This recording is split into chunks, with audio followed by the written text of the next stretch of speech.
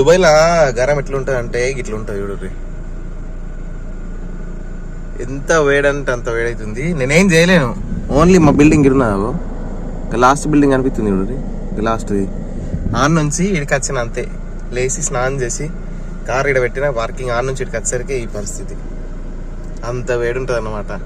అందుకే ఈడున్న వాళ్ళకి తప్ప వేరే వాళ్ళకి అర్థం కాదు మా బాధ. సో ఇది ఇంకా కొంచెమే, ఇంకొక 10 నిమిషాలు బయట ఉన్నామంటే ఇంకా మొత్తం బట్టలు పచ్చేనే, పొద్దున్న దాకా బట్టలన్నీ పచ్చేనే ఉంటాయి.